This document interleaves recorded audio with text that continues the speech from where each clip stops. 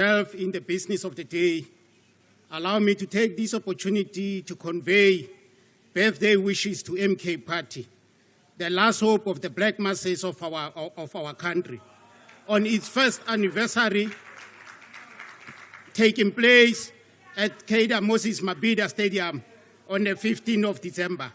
To the party founder and president, we are saying, Siphilele Msolozi, Siphilele Msholozi. You are one of the organic leaders to be produced by the struggles of South Africans. To South Africans, we invite you all to come. Nizoyithatha lento ayinabungozi into yabantu. Speaker, as MK Party, we assert that taxation and tax laws accord government a very rare opportunity to be used as a tool for revenue generation and national income distribution. As a pro-poor liberation party, MK support tax laws that strive to lessen the tax burden on poor households and individuals. We are in favor of a tax regime that is progressive and dedicated to address significant income inequalities. A tax regime that is friendly to development and sustenance of startups and entrepreneurial initiatives. We support a tax regime that promotes and protects local production, as well as support and incentivize export of finished local products. Speaker, scrutinizing these laws, amendment bills, reveals the following realities. There is no direct correlation between these tax laws amendments and improved standard of living, inadequate public service, as well as quality health care for South Africans. Contrary, this proportionality is more evident than anything else. This is perpetuated by the wrong approach by the DA-led coalition government of introducing tax amendments without addressing functional issues like better public service delivery and social security. Taxpayers of lower income brackets did not receive adequate value from the tax-generated revenue because they have to improvise for their almost non-existent disposable income for functional hindrances like healthcare and other service delivery shortfalls. As MK Party, we argue that without addressing functional issues, amendments are unlikely to create a transformative impact on financial sector's ability to serve all segments of society collectively. How tax laws negatively affect government interventions meant to help the poor is clearly demonstrated in the implementation of the two-pot retirement system. The two-pot system was introduced to increase disposable income to poor households. Guess what is happening? Because of neoliberal-driven tax regime, the amount withdrawn by deserving working class is taxed and drastically reduced. And later, we will be hearing in this House, this amount will be reported by SARS as revenue generated, because this DA-led coalition is very quick to claim easy victories.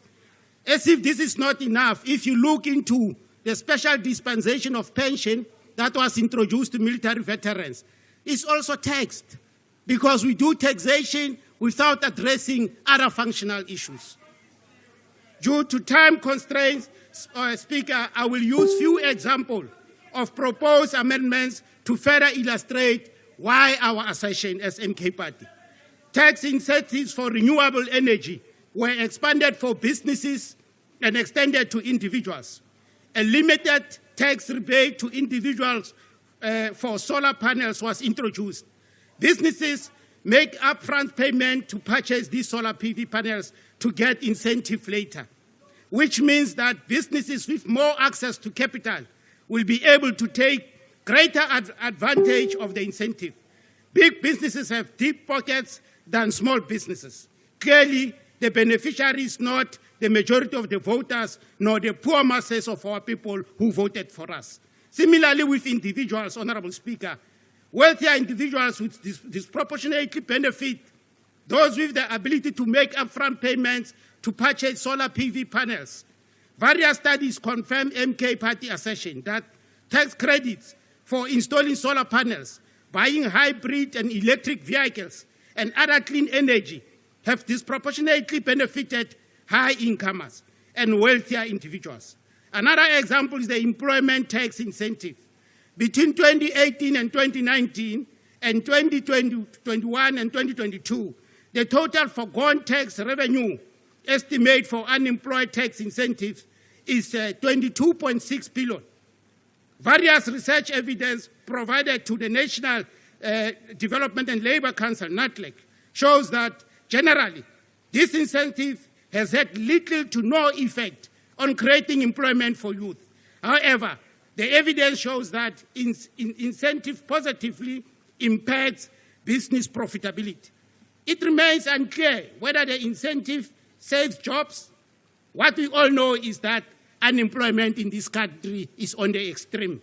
Speaker, the perennial tendency of increasing excess duties without robust analysis of the increased impact on job creation, proliferation of illicit goods, and the society health status must be discouraged at all costs. Every tax year, we increase tax on alcohol and other beverages just because it is just the quickest way of generating revenue. Have we ever paused as a country and asked ourselves difficult questions? What is the impact of this approach to our development priorities? How many jobs are we shedding because of this simplest approach? We advocate as MK Party for a more advocated and sophisticated research-based tax approaches. As MK Party, we are opposed to applying one-size-fits-all approach to tax matters because it denies us an opportunity to address the apartheid era created inequalities. The neoliberal policy influence amendments considered in this House are not getting anywhere closer to address the Gini coefficient problem faced by our beloved country. Instead, they are perpetuating the current unfortunate status quo. The rich getting richer, the poor are getting poorer. MK doesn't support these tax amendment bills. They are a perpetuation of neoliberalism. There is nothing to be celebrated by the masses of our people coming out of this amendment. Honorable Chairperson of the committee, let me address you on one important issue. I know we have had a robust discussion in the committee about this matter. As we emphasize on non-compliance of security companies, there are facts that I think we are ignoring. The first fact is that most of these companies are black-owned companies. You must go and check your statistics. And I think we will accord them an opportunity because it's not going to be fair for us only to look on the one side of enforcement without addressing what causes this non-compliance attitude. We have picked up that one of the biggest problems among the rest is non-payment of these service providers by government departments. And it was confirmed also by the regulatory authority that some of the companies were complying all along, but then they were not paying for 6-8 months, a year, far beyond your own 30 days threshold. Guess what? Now they didn't comply. Now the chicken are coming home to roast. It's us now who must provide the answer. The other issue, which is very, very critical, Chairperson, and I think I've raised this quite sharply in our committee. Most departments, if not all departments of government, are not paying security companies. They are not paying them serial regulated rates. But we are expecting them to comply in all these aspects. We agree that those who are not compliant with the law, they must be taken to task. But let's address this problem holistically. If there's any advantage that came out of this tax amendment laws, or maybe this two-pot system, it's an indication of the gaps in our financial system. And SMK Party, we are saying, let's look at the both sides of the coin.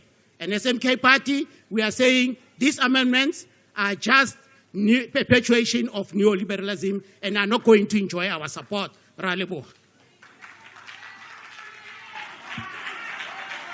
The next speaker is the Honourable Alexander.